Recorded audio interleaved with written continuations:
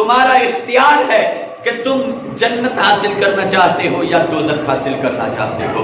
ہمیں اس ماہ مقدس میں اللہ کی بڑھ چڑھ کے عبادت کرنی چاہیے، جتنی زیادہ ہو سکے ہمیں اپنے رب کے حضور گر گرانا چاہیے، اپنے گناہوں سے معافی مانگنی چاہیے۔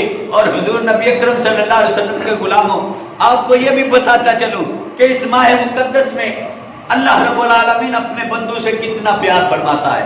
حضرت جابر بن عبداللہ رضی اللہ تعالی عنہما آپ فرماتے ہیں کہ جب انسان صبح روزہ رکھتا ہے اور صبح سے لے کر شام تک اللہ اور اس کے محبوب کی رضا کو حاصل کرنے کے لیے بھوک اور پیاس کو برداشت کرتا ہے، اس کے منہ سے جو بو آتی ہے، حضور ارشاد فرماتے ہیں کہ وہ میرے رب کے نزدیک مشک و عنبر سے بھی زیادہ خوشبودار ہو۔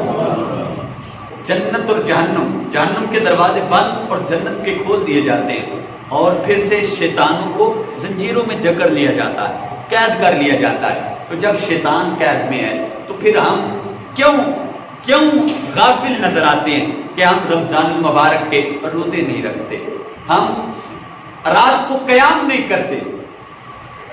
یہ نماز تراویح کا اہتمام ہوتا ہے، وہ نوجوان بار چوکوں میں کھڑے ہو کر گزار دیتے ہیں وقت اور پھر گھر میں چلے جاتے ہیں۔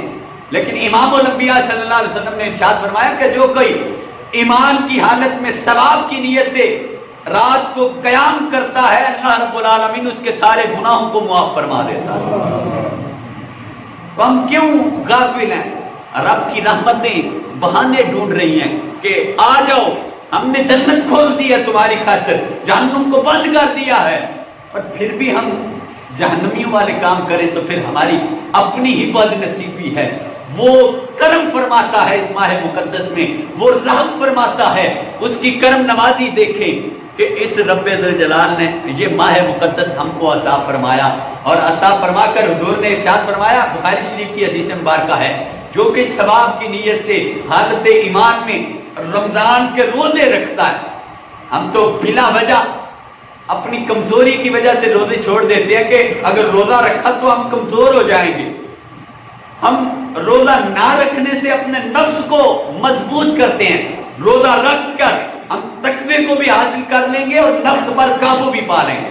امام الانبیاء نے ارشاد فرمایا کہ جو کوئی ثواب کی نیت سے روزے کو رکھتا ہے، اللہ رب العالمین اس کے سابقہ گناہوں کو معاف فرما دے۔ ہم ہیں کہ ہم غافل ہیں۔ اللہ رب العالمین ہم سب کو اس ماہ مقدس میں اپنی رحمتیں سمیٹنے کی توفیق عطا فرمائے۔